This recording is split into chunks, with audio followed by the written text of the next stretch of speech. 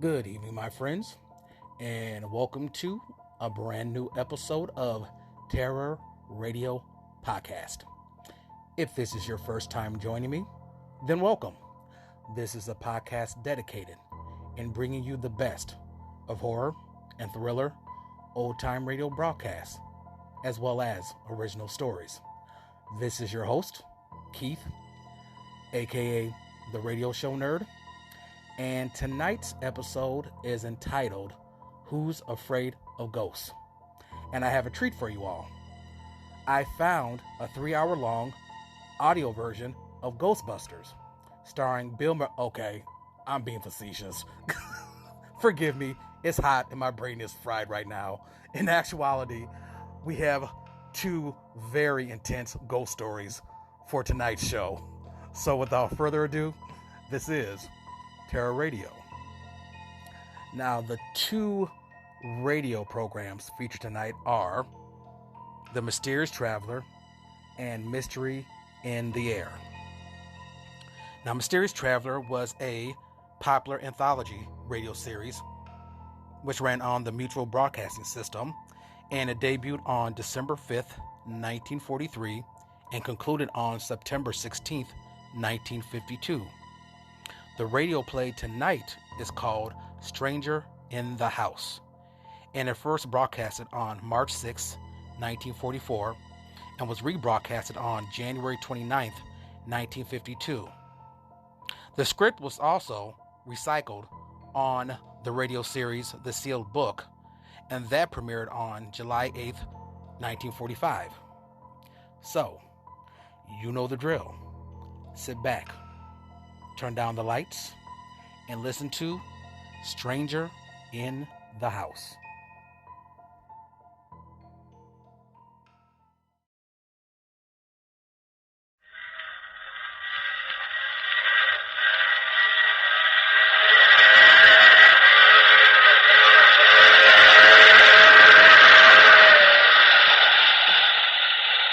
The Mutual Broadcasting System presents The Mysterious Traveler, written, produced, and directed by Robert A. Arthur and David Cogan, and starring two of radio's foremost personalities, Bryna Rayburn and Lyle Sudrow, in Stranger in the House.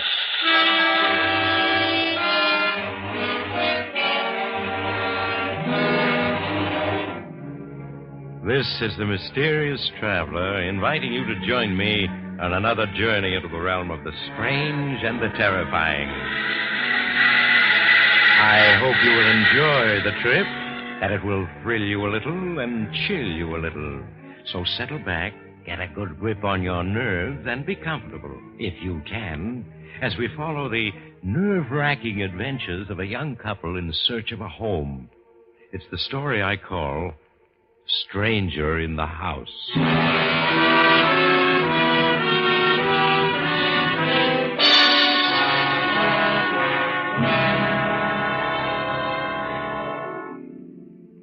The scene, the small village of Woodford in Vermont. It's 9 o'clock in the evening, and the main street of the village is deserted. A car comes speeding through the village, and with a squeal of its brakes, comes to a stop before the home of Dr. Samuel Stewart. A young woman, obviously distraught, gets out from behind the wheel of the car and hurries up the walk to the doctor's home.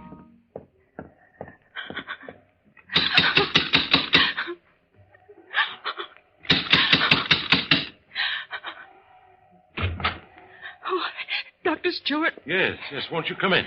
Thank you. Doctor, you've got to help me. I can't stand it anymore. Well, of course I'll help you. Here, let me have your coat. All right. Now, what appears to be wrong? I don't know how to tell you about it.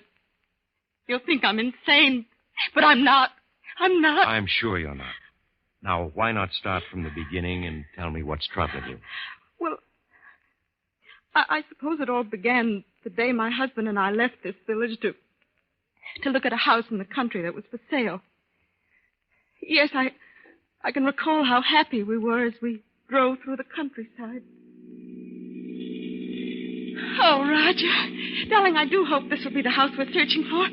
Oh, look, we're coming to the old colonial graveyard the agent told us about. He said the house was a quarter of a mile beyond. Yeah, that's right. At the end of this curve, there should be a small bridge over stream. Small bridge over a stream? Mm-hmm. Look, there it is. Now, the house should be just a little beyond. Roger, I don't recall the agent having mentioned the bridge. Why, he must have, darling. How else would I have known it was there? Now, look, there's the house. Oh, Roger, isn't it beautiful? Uh-huh. Oh, and what a view it commands. All right, now, look, Jane, you mustn't get too excited about the place. It's probably all fallen to ruins inside. Oh, nonsense, darling. You can see it's one of those early colonial houses built to endure for centuries. Oh, it's just what we've been dreaming of. Yes. This place certainly looks wild and desolate, doesn't it? Well, naturally. The agent said it's been empty for years. Come on. I don't know what I do with that key now. Roger, look at this old engraved plate set in the wall. Hmm? I can barely make it out. Wickford Manor. Oh, that's a lovely name. Yeah, here we are. Here's the key. Wickford Manor. Oh, I know I'm going to love this place. There you are. After you, Mrs. Barton.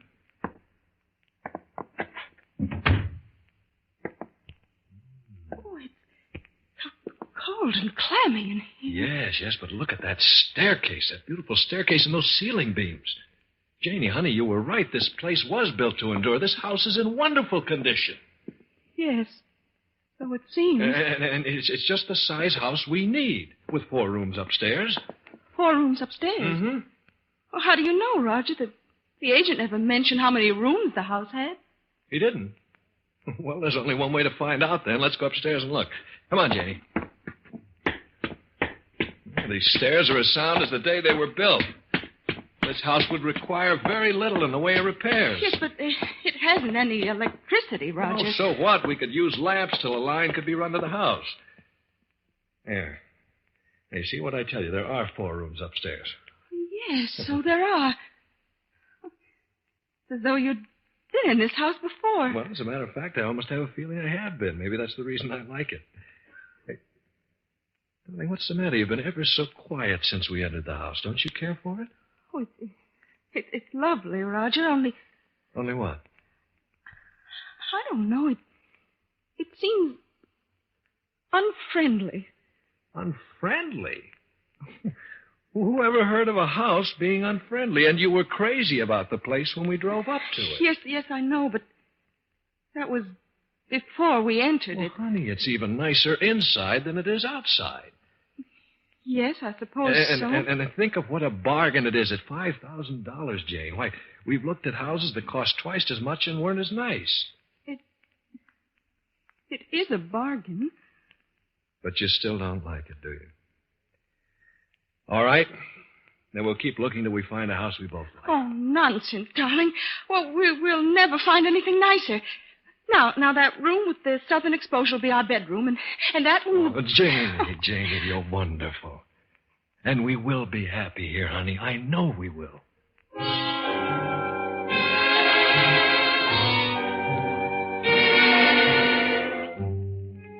In the weeks that followed, I was too busy with the repairs and furnishings of the house to give any thought to my misgivings. But they all returned in overwhelming force that first evening in our new home.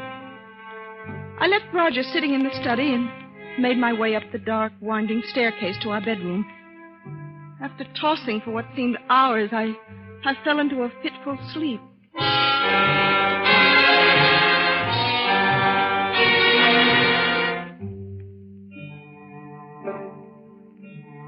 I suddenly awakened to hear the clock in the hall striking the hour. It was 4 o'clock, and Roger's bed was empty.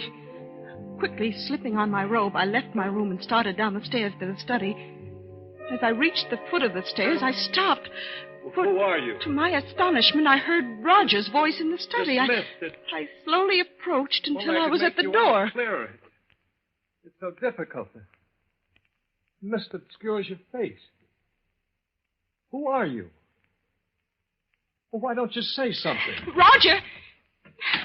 Roger, unlock this door. It's Jane. It's coming between us. I can hardly see you. Oh, no, don't go. Come back. Please, come back. Darling, please unlock this door, please. Roger!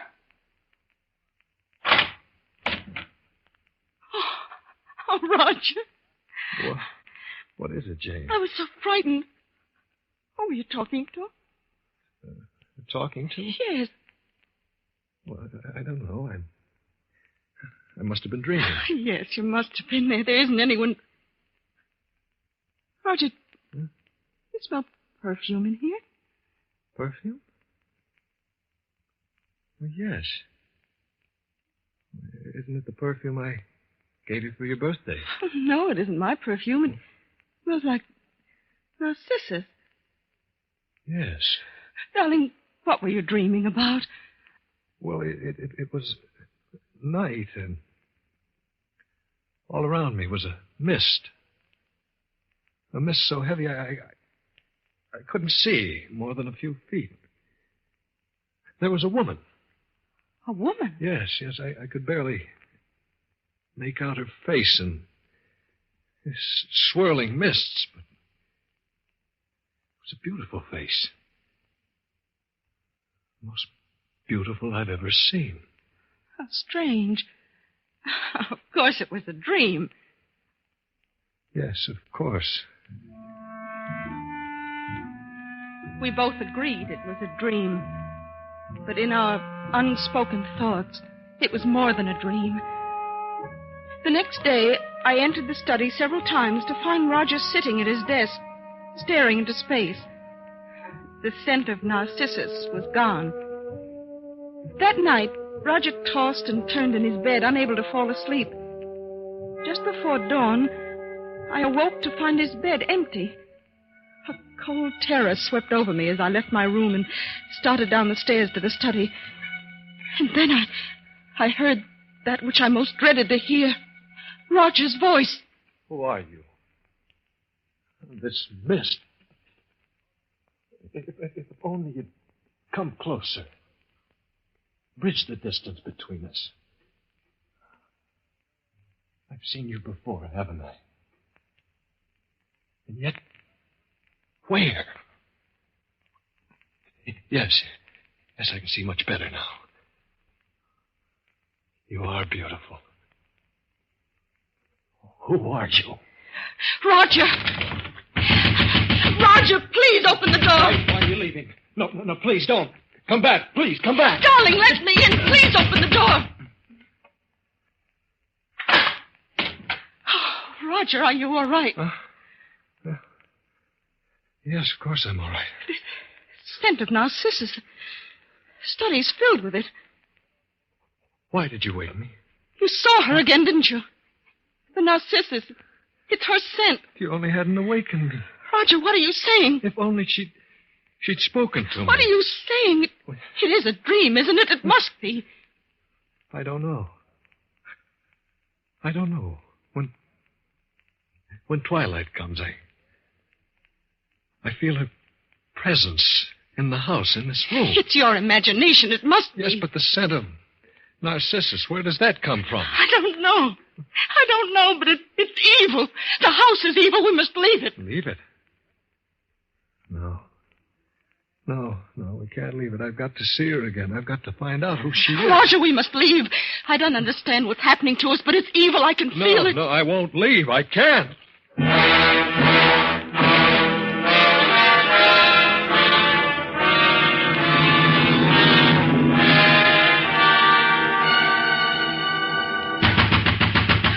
Roger, unlock this door. I want to talk to you. Roger! What do you want? I thought I told you I wasn't to be disturbed. I must talk to you, make you realize that you... Tonight, Jane, she was closer to me than ever before, so close I could almost touch her. I spoke, and she started to reply, and then you knocked. Roger, what's happening to you? She's from another world, a phantom, an evil one. No, she isn't evil. She couldn't be. She's too beautiful. Darling, look at me. You can't let her come between us. I'm your wife. I love you. I don't want your love. Roger, listen to me. You must come away from this house. We must leave at once. No. I insist. Will you get out of here? And don't come back. I'll never leave her.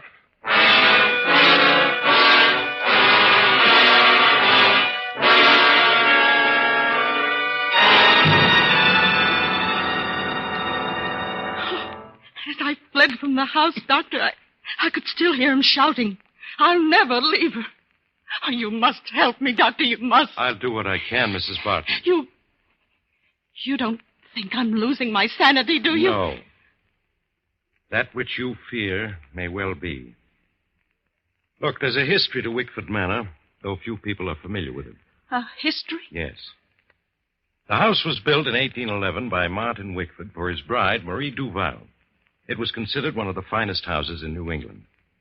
A year later, Marie's sister Isabel came to live with the Wickfords. From some of the old records, letters, I gather she was a remarkably beautiful woman. So beautiful that Martin Wickford fell in love with her, and she with him. Then what happened? One day, while Martin was hunting in the mountains, he was killed in a fall. When his companions brought his body back to Wickford Manor, they found Marie, his wife, dead. She'd been poisoned. Poison? Yes. At the sight of Martin's body, Isabel went to pieces and confessed to the poisoning of her sister. But before she could be arrested, she did away with herself. In the study. In the study? Yes. There's a quotation in the Bible to the effect that a murderer shall find no peace in the hereafter. Isabel Duval was a murderess. Then you do believe her spirit is in the house?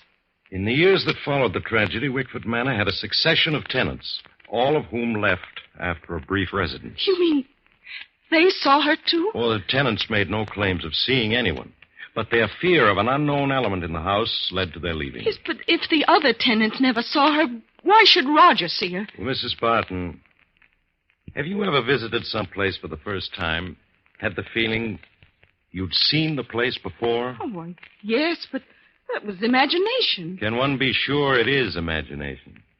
Perhaps you had seen that place in the long ago as another person. As another person? Yes. You mean Roger, as another person, had once known Wickford Manor? How else do you account for his remembrances of things he'd never seen in this life? I don't know. Doctor, you're trying to tell me something. What is it? All I know is we must return to the manor at once.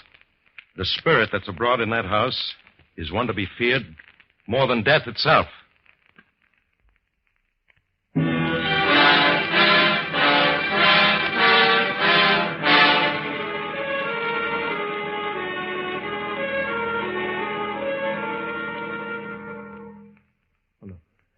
Please.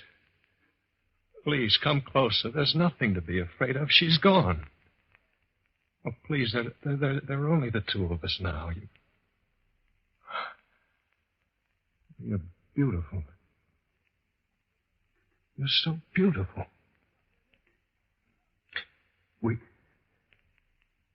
We have met before, haven't we? Yes. We have met before. You spoke.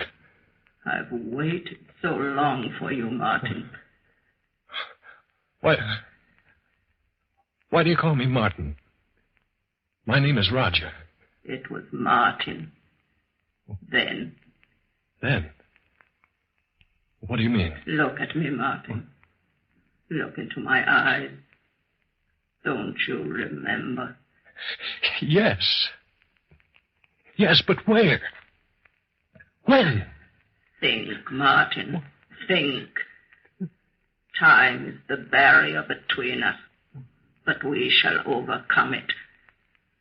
Think back into the dim past when you lived in this house and we loved each other. When? Isabel. Yes, Martin. Isabel. Do you remember now? Yes, I remember everything up to the day I went hunting in the mountains. And I fell. What happened to me, Isabel? What happened to us? To our love? Don't think of that accursed day, darling. think of the future, our happiness together. Yes, Isabel, our happiness together. Just the two of us. In this house, I have waited so long for you to come back, Martin. But at last we are together. Yes, darling, forever. Roger, please open this door. She's come Roger. back. She's come back. Isabel, don't go. Darling, don't leave me. I must, Martin. No, I come must. back. Come back, please, come back. Roger, unlock this door. What do you want? Who's he? Oh, this is Dr. Stewart, Roger. Doctor, this is my husband. What the devil did you bring him here for? Roger, please, I thought perhaps he could help. What do you mean help us? I don't need anyone's help. Your wife has told me everything. Mr. My Barton. wife has quite an imagination, Doctor. Roger. Lately, she's taking to imagining all sorts of things. I'm beginning to believe she's become unbalanced. I'm not. How can you say such a thing? I wish you'd trust me, Mr. Barton. Allow me to try to help you. I must warn you, the spirit of the woman you see in this study is an evil one that will lead you to disaster. I told you I don't need help from you or anyone. Now get out, both of you. Roger. Come along, Mrs. Barton. All I ask is to be left alone.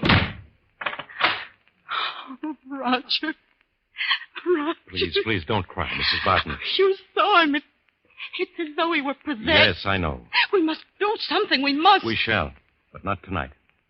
I must have time to think about it. You'd better return to the village with me. No, I don't want to leave him in the house alone. Something might happen to him. Are you sure you want to stay? Yes. Very well. I'll return late tomorrow afternoon. When I do, we will take action.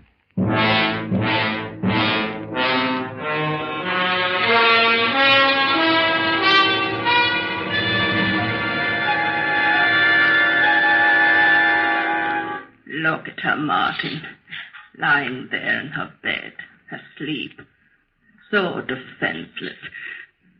If you want me, you must get rid of her. Hurry, Martin, it is almost dawn and I must leave. There's no time to waste. Yes, Isabel, yes. We can't let her come between us. I'll do as you say. Oh, who's there?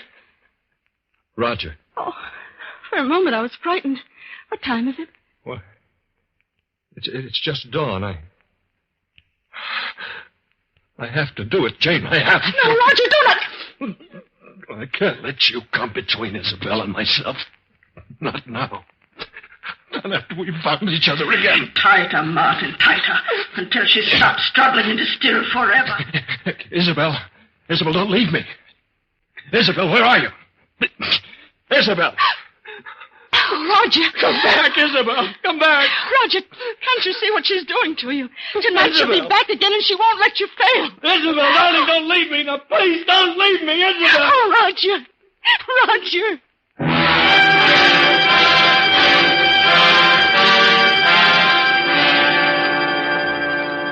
And then he stopped choking you, ran out of your room and down to the study? Yes. Where is he now? He's still in this study. He's been there all day. I should have known better than to have let you remain in this house last night. She knows that if he murders you, he'll join her cursed spirit forever. Oh, look, it's growing dark out. Soon she'll appear before him again. Doctor, we must do something. Last night you said you'd help me. And I will. This woman, Isabel, has been denied the peace of the grave because her sister's blood is on her hands. She belongs neither to the living or the dead, only to this house. If we could get your husband to leave, it might break the spell she's cast over him. Yes, but he absolutely refuses to leave. Then we must force him to. Force him to? Yes. I can very quickly give him a hypodermic, render him unconscious. Yes, then we could carry him away. To make sure he never returns to this house, we must burn it to the ground before we leave. Burn the house? Yes. Unless, of course, you don't want to. Oh, yes. Yes, we will burn it. And the evil that's in it. Then if you'll lead the way to the study. All right, Doctor. Have you the hypodermic ready? Yes. Now, when your husband opens the door, just gain his attention for a moment. Long enough for me to give him the hypodermic. Very well. Shall I knock now? Yes, I'm ready. Roger, open the door. I want to talk to you. What do you want? Why has he come back to this house? Oh, he's come to take me away, Roger. Take you away? Well, good. I'm glad to see... What did you stick me with? What's that in your hand, Doctor? Just a hypodermic, Mr. Barton. A hypodermic? Well, why? What are you up to? You're trying to take me away from this house. From her. Well, I won't go. I won't go. Do you hear? You'll never... Doctor, quick, he's falling. I've got it, Mrs. Barton. Yes. Now, I suggest you take that lamp and smash it on the floor. Yes, let's burn the place to the ground. That's it. Now, you better help me carry your husband out of the house, Mrs. Barton. In a little while, this house will be a mass of flame.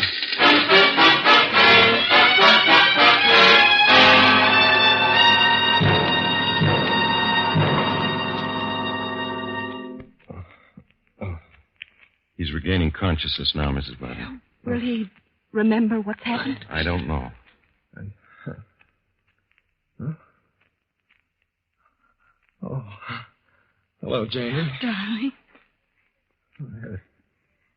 I had a terrible dream. It's all so confused. Janie, darling, you're crying. It's nothing, darling.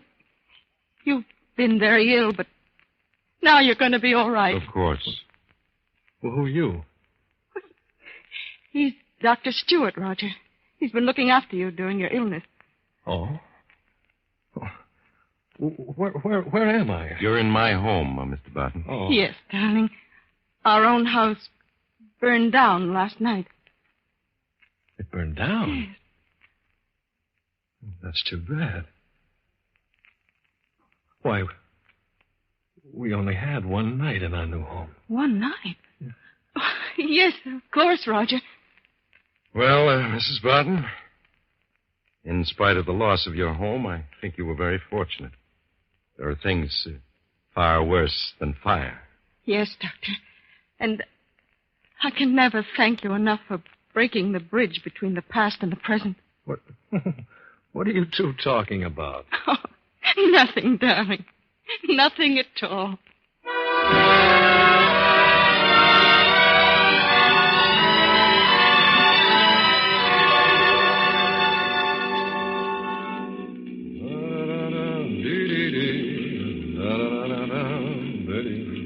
Oh, Roger. Oh, darling, you've been humming that all day. Well, I'm just glad to be out of a sick bed and on my way to California. Look, we just crossed the state line into Kentucky. Mm-hmm. Yeah, we've come almost 600 miles since dawn. Yeah, it's getting dark. Mm-hmm. Don't you think we ought to stop now for the night? Anything you say, darling. Yeah, let's stop at the next motel. All right. I guess I better turn the headlights on. There.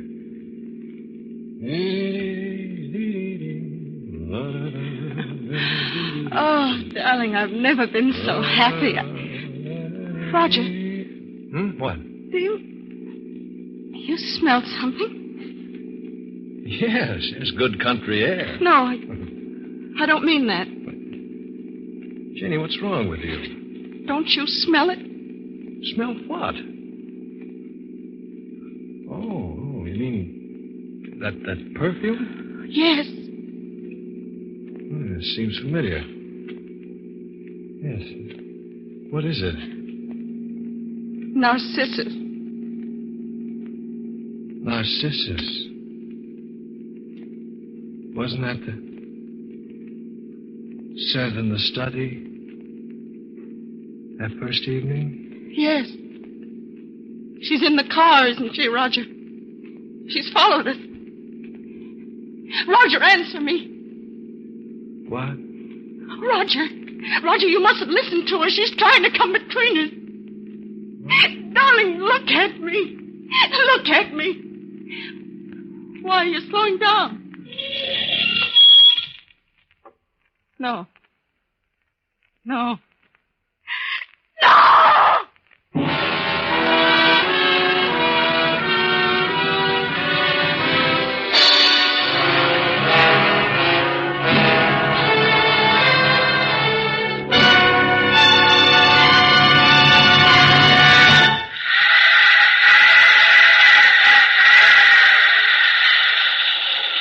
This is the Mysterious Traveler again.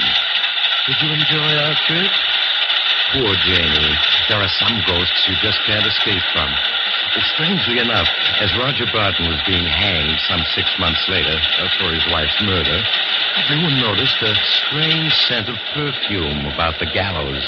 Some people said afterwards it was the scent of narcissus. I trust that if you ever see a house for the first time and it looks familiar, you'll have the good sense to turn and flee. Perhaps a ghost out of your past awaits in that house. A ghost that's been waiting for you a long time, and he's Oh, you have to get off here. I'm sorry. I'm sure we'll meet again.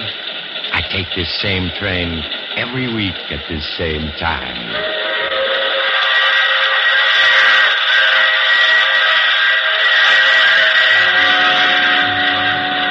You have just heard The Mysterious Traveler.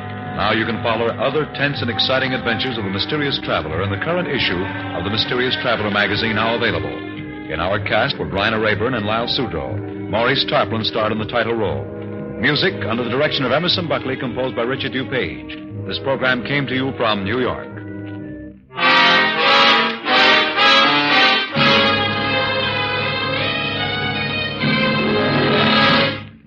For news, the habit is Mutual. Every day, Mutual's corps of expert reporters, commentators, and analysts bring you up-to-the-minute editions of late news happenings. Every weekday evening, Gabriel Heater, Bill Henry, and Frank Edwards bring you their colorful, concise, and penetrating views of current events.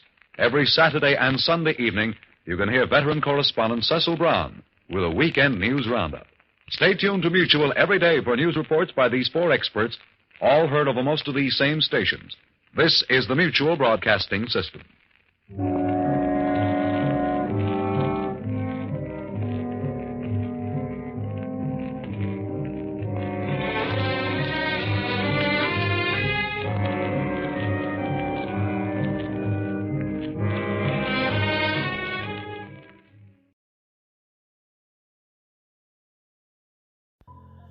I need to make a correction.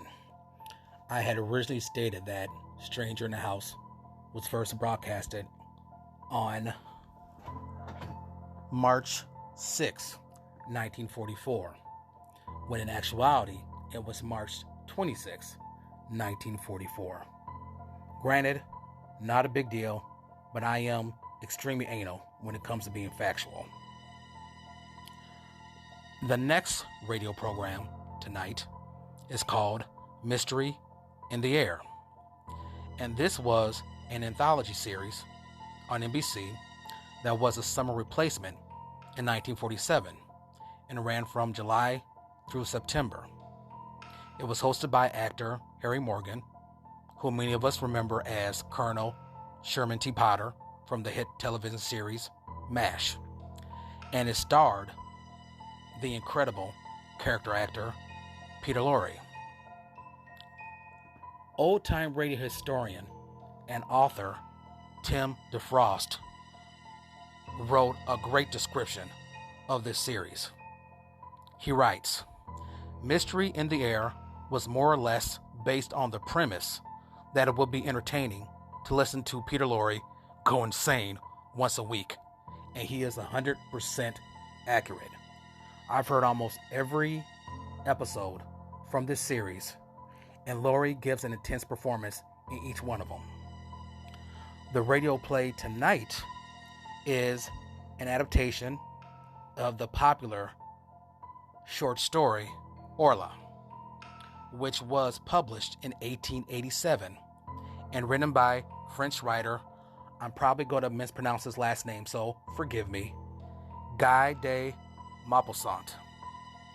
It was first broadcasted on August 21st, 1947. So, you know the drill. Sit back, turn down the lights, and listen to Orla.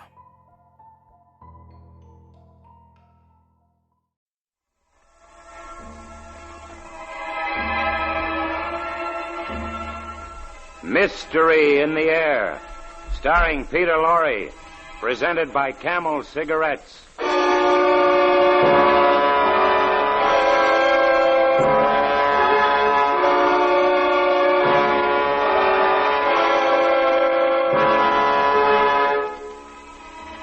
Ladies and gentlemen, there are two kinds of stories. Those you can take to bed with you and they relax you and put your mind at ease. And then there's the other kind. And our story tonight is the other kind.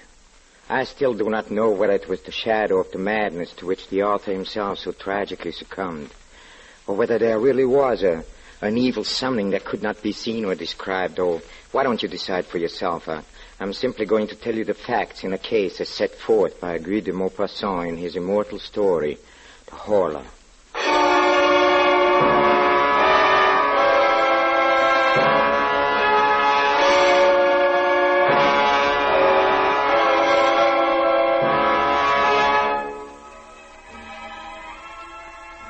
Each week at this hour, Peter Lorre brings us the excitement of the great stories of the strange and unusual, of dark and compelling masterpieces culled from the four corners of world literature.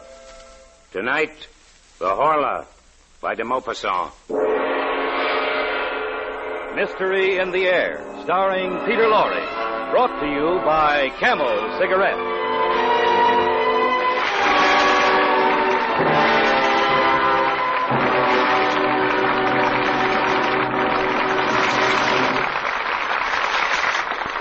Experience is the best teacher. Try a Camel. Let your own experience tell you why more people are smoking Camels than ever before. Yes, let your T-Zone experience what it means to enjoy Camel's choice, superbly blended tobaccos. You know your T-Zone, that's T for taste and T for throat, is your true proving ground for any cigarette. So try a Camel. Discover whether that rich, full Camel flavor doesn't just hit the spot with your taste. Whether that cool Camel mildness doesn't get along beautifully with your throat. See if you, too, don't say, Camel suit my T-Zone to a T.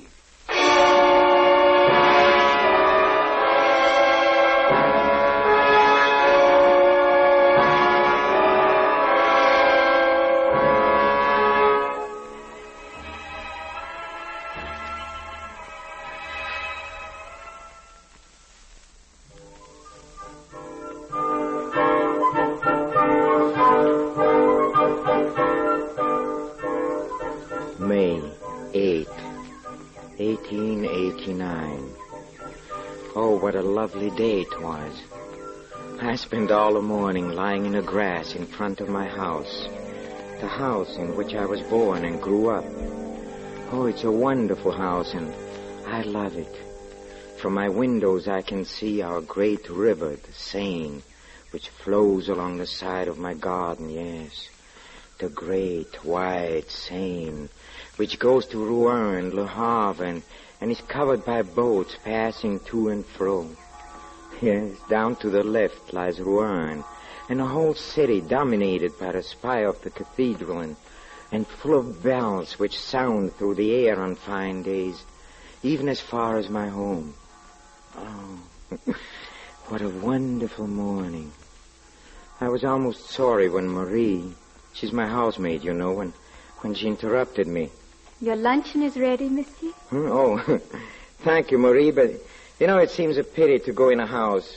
Say, do you like it here, Marie? Oh, yes, sir. I like it very much. Yeah. I love to watch the boats go by on the Seine. Well, you do, huh? So do I.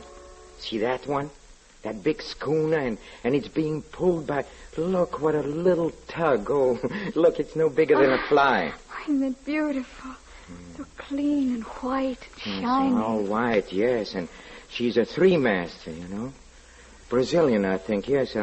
Yes, I can see the flag. It is Brazilian. Oh, she's had a long journey from South America to pass my house. You love this place very much, don't you, monsieur? Yes, Marie, I love it. I can feel those deep roots which attach a man to the soil on which his ancestors were born and died, and to the villages, yes, to the atmosphere itself. You don't know what I'm talking about, do you, Marie? No, sir. No. But I do know that if you don't come into the house soon, your luncheon will be cold. All right, Marie, I'll come in.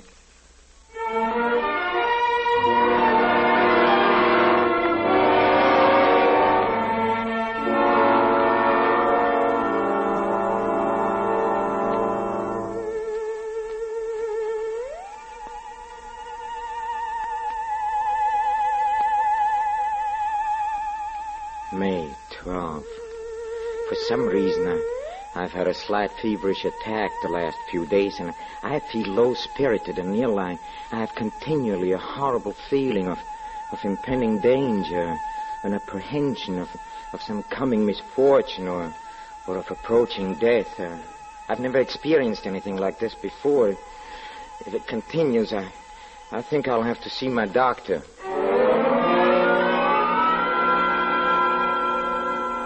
Look, I've told you, your pulse is rapid and your eyes are slightly yeah. dilated. Otherwise, you're in splendid condition. But, Doctor, then why is it when evening comes on, a feeling of oppression seizes me, just as if night concealed something horrible? Why is that? Probably just a slight attack of indigestion. Yes, indigestion. Yesterday, when I was walking in the forest of Rumal, why did it suddenly seem to me that I was being followed and that someone was walking at my heels quite close to me? He was near enough to touch me, and yet when I turned around, I saw nothing. Nothing behind me but the path between the tall trees. Horribly empty. Can you explain that by indigestion, can you, huh? Well, here's a bromide. If you'll take it and several cold showers daily, I'm sure your fears will vanish. Yes, I'm And sure. you'll be able to sleep without any further trouble. All right, Doctor. Thank you very much.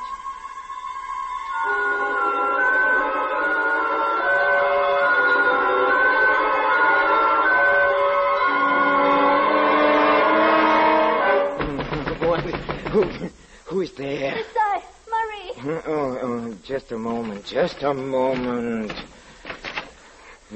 Are you all right? What is it, Screaming Marie? and calling out. I'm sorry, Wake the I must have been servants. here having a nightmare, Marie. Look, Who's if you that? dreamed that someone was looking at you and touching you and taking your neck in his hands and squeezing with all his might in order to strangle you, don't you think you would cry out too, huh? Oh, yes, sir, I'm sure Well, I you should. see, all right. Just tell the other servants I shall try to be more quiet. Yes, sir. Thank you, sir. Good night. Hey, look. Look, Marie, my water carafe. A water carafe, monsieur? Yes, it was full. I know it was full when I went to bed. Yes, sir, I filled it last night. Yes, and now it's empty. I haven't touched it, and it's empty. Yes, sir. Somebody has drunk the water. Somebody has been in his room. Something drank that water. I don't know who could have, sir, unless perhaps you yourself in your sleep. Yes, I myself in my sleep. Of course, that's it. I must have done it myself, Marie. Marie, tell him to pack my things. I'm going to Paris. I'm leaving the first thing in the morning.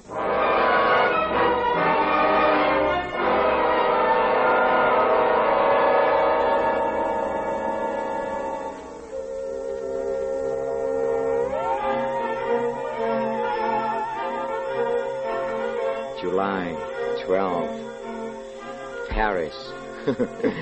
Paris, I must have lost my head during the last few weeks.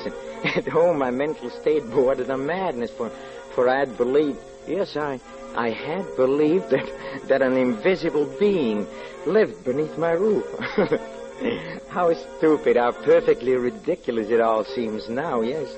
24 hours in Paris have completely restored my equilibrium, and tonight I'm going to dine at the house of my cousin, Madame Sablé, and, Dr. Parent is going to be there. He's the famous specialist for nervous disorders, and I shall ask him, and I'm sure he can finally put my mind at rest about this silly hallucination.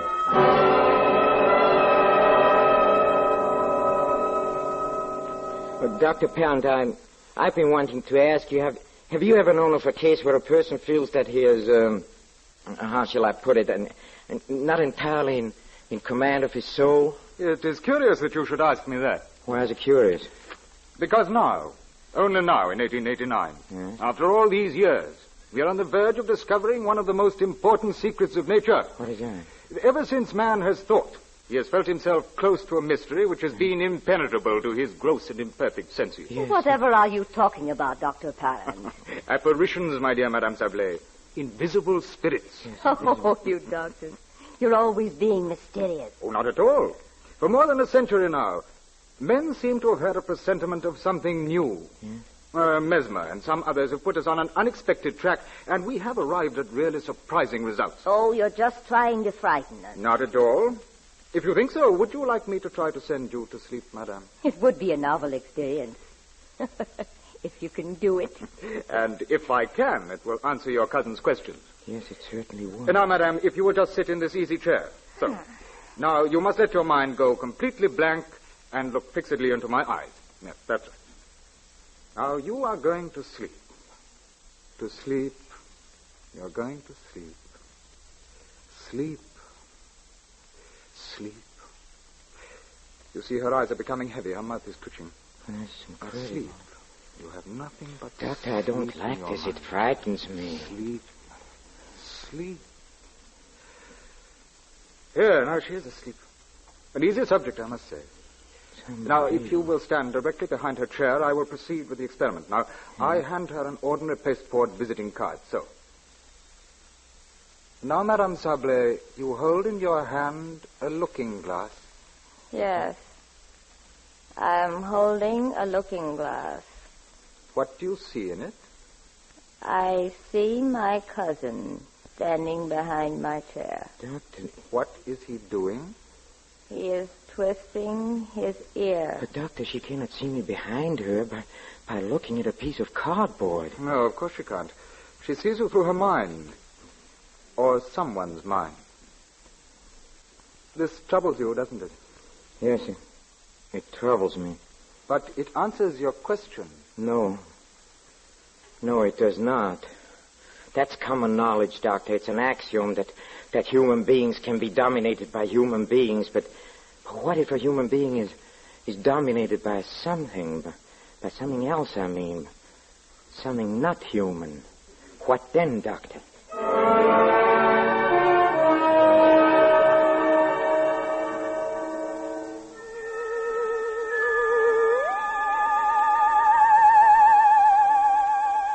August 6th. I'm back at home. Yes, now I know it's useless to struggle. Useless. Somebody possesses my soul and dominates it. Somebody orders all my acts, all my thoughts. I'm nothing except his slave and a terrified spectator of all I do. Yes, but who is he, this invisible being that rules me, this unknowable spirit, this rover of a supernatural race? He must have a name. I know he has. I feel it. I can feel it. And oh, someday it'll come to me. Oh, if I only could leave my house and go away and escape and never return. But it's impossible. This being I cannot call by name, he will not let me. I'm helpless. What can I do? What can I do?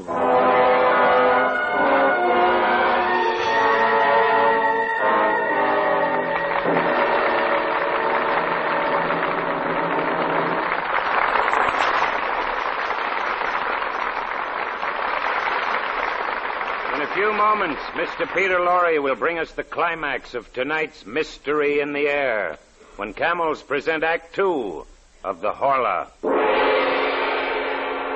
Experience is the best teacher. Even thousands of years ago, that was an old saying. Today, sports champions like polo star Cecil Smith are living examples of its truth. Yes, as you see Cecil Smith streak down the field, see him hit a 60-yard backhand shot for the winning goal of the game, you know it takes experience to play polo like that. As Cecil Smith himself said, experience is the best teacher in polo, and in cigarettes, too. During the wartime cigarette shortage, I smoked any brand I could get. Experience taught me how much I really appreciate Camels. They suit me to a T. During the wartime cigarette shortage, people smoked whatever brands they could get, remember? Yes, smokers compared the different brands, whether they wanted to or not. People became experts in judging the differences in cigarette quality. And on the basis of that experience, more and more people discovered they preferred the rich, full flavor of Camels, the cool mildness of Camels. As a result, more people are smoking Camels than ever before. Experience is the best teacher. Try a Camel yourself.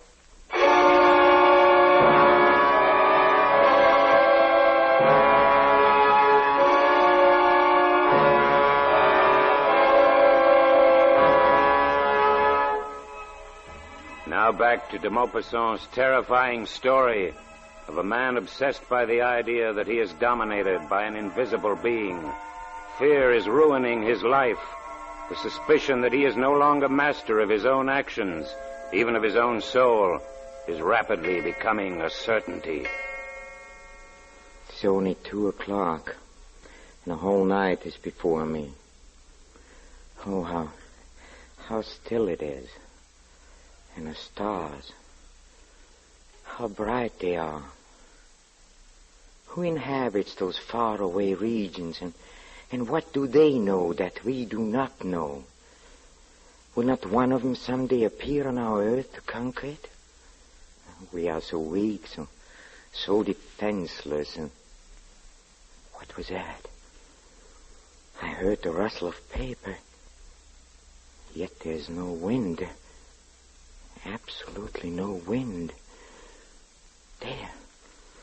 It's that book, yes. The one on the table under the lamp. It's incredible. The page has turned. The page lifted itself up and fell down upon the others as if a finger had turned it over. My armchair appears empty, but no, it isn't. No, he is there. I know he is. Sitting in my place. He's reading. I can't stand it any longer. I'll grasp him and... He ran away. He ran away before I could reach him. He ran away and the window closed after him. He's afraid of me. He's afraid of me. What do you call yourself, you evil shade? Whatever it is, someday I'll catch you and crush you. Monsieur, oh, monsieur. What? We heard the noise and we wondered. Another nightmare, monsieur. No, it's not a nightmare. I was awake. Tell me, Marie, do you believe in invisible things? Invisible? Yes, invisible beings that dominate you. Well, I read an article about that in the paper today. What did it say? That somewhere in Brazil, I think, people are frightened, leaving their houses, saying they're pursued by invisible beings which feed on their life while they're asleep. Yeah? Like vampires, you know. Marie, that is where he came from. Oh, monsieur.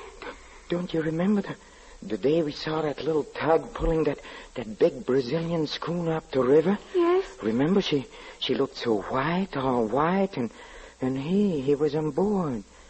Yes, he came from there where his race originated, and he saw me, and he saw my white house, and he sprang from the ship. Oh, now I understand.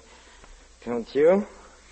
Don't you? No, monsieur, I don't. No, you couldn't. It's all right, Marie. Go to bed. There's nothing wrong. Don't worry anymore. Go back to sleep. Go.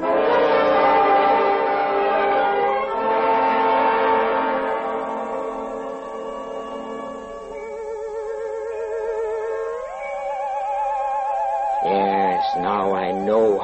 How can I help it, knowing it's obvious? Yes, the rule of man is over, and he has come. He has arrived. But what is his name? What do you call yourself? What's that? I know he's shouting it out. Yes, I listened. Huh? Orla. That's it, yes. The Orla. Yes, the Orla. He haunts me. He is within me.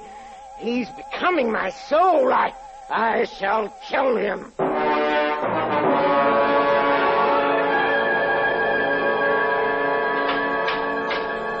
There, monsieur. What? The iron shutters on the windows and door complete. All right. Know why anybody wants half-inch iron shutters in their bedroom is more than I can see. Well, at least it'll keep everything I don't want to keep things out. I want to keep something in. Never mind. If you're finished, you take your tools and go. My housekeeper will pay you. Yes, monsieur. Good day, monsieur. Good day.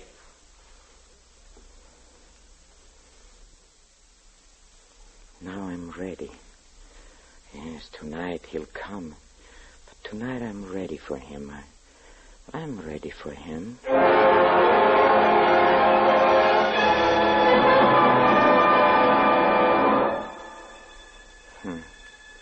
He's here, yes. I feel it. At last he's here, but I don't want to alarm him.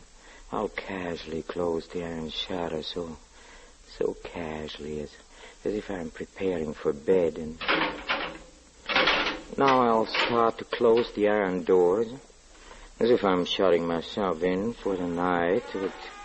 But instead of shutting myself in, I'll shut myself out. Yes, it's down. He's inside. He cannot escape. Downstairs, yes, as fast as I can run. Oh, good, the lamp is still burning. Oh, yes, fire, that'll dispose of him. Fire. Oh, see, the house is dry as tinder. It won't take long. See, the flames are reaching the ceiling already. Oh. I'd better get out before I burn myself up, too. Here, I can watch from here. How slow the house is burning. Don't you suppose it? No, there, yes. A tongue of flame licking out on the top of the window. And another, and another. See it burn. My house, my beautiful house. Oh, but it's more beautiful. It's now in flames because he's inside. And he'll burn too, yes. And I'll be free. Free of the Horla forever. Fire! The house is on fire! Yes. Get some water, somebody! Yes, it's burning. Let it burn. Oh, now the whole place is in flames. Nothing can stop it. That's Marie, the servants in the garret. They'll be killed. Here, stand back, all of you. The roof's going to cave in. Look. Oh, the poor devils, we got to get some help. Yes. Get them out of there. It's lighting up the whole countryside. A monstrous, beautiful funeral pyre. And he's burning, too. My prisoner, that new being, that new master, the Horla. The roof has fallen in. The roof has fallen in.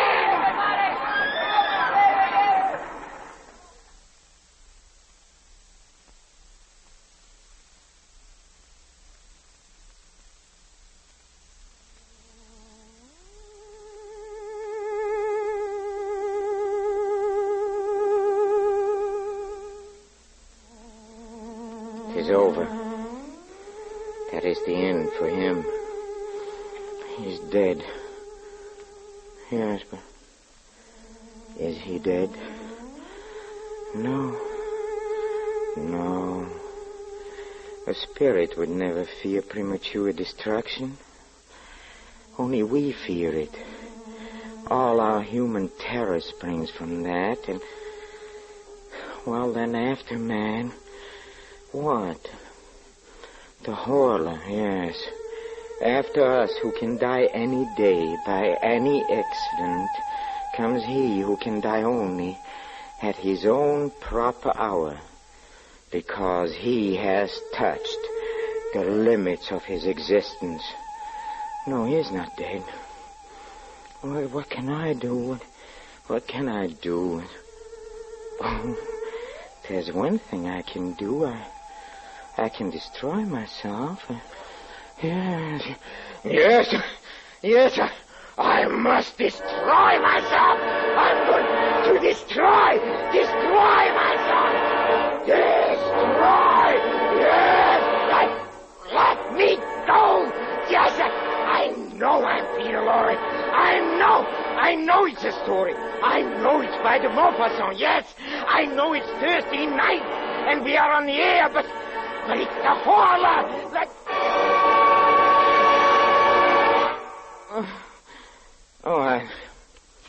beg your pardon. I'm sorry I got so excited, but I warned you at the beginning. It's a very uncomfortable story.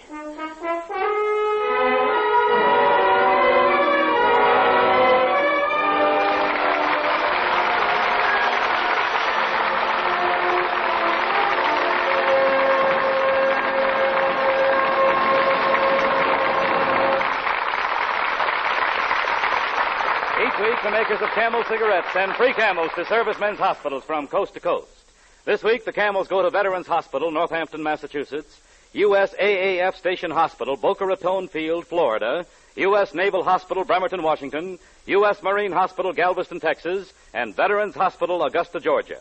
According to a nationwide survey, more doctors smoke Camels than any other cigarette. 113,597 doctors living in every state in America were questioned by 3 leading independent research organizations. What cigarette do you smoke, doctor? Was asked. The brand named most was Camel.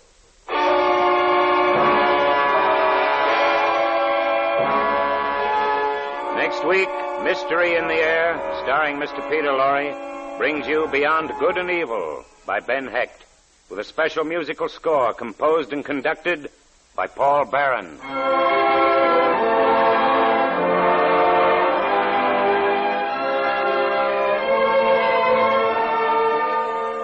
Mr. Pipe Smoker, do you know why more pipes smoke Prince Albert than any other tobacco? Well, just try a pipeful, then you'll know. Just taste the extra rich, full flavor of PA's choice tobacco. See if you don't prefer Prince Albert's cool mildness. Prince Albert is specially treated to ensure against tongue bite. Crimp cut to burn slow, smoke cool. Yes, Prince Albert is specially made for smoking pleasure. See if you don't enjoy your pipe more with Prince Albert. Be sure to listen to Prince Albert's Grand Ole Opry Saturday night for a half-hour of folk songs and humor with Red Foley, Minnie Pearl, Rod Brassfield, and the rest of the Opry gang. And as Red's special guests, those musical Denning sisters. Remember, Prince Albert's Grand Ole Opry, Saturday night, over NBC.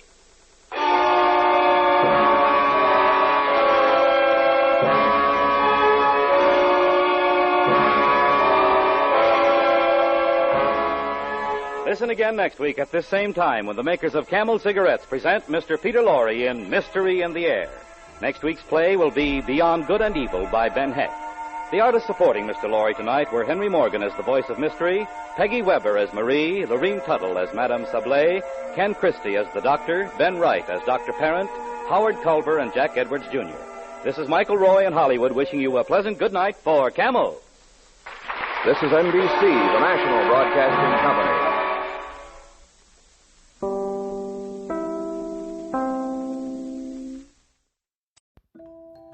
That's the show for this evening. I want to thank you all for listening. And remember, you can find me on Facebook at facebook.com/terror1970, or you can find me on Instagram at Radio Show Nerd, or on Twitter at Radio Show Nerd 1.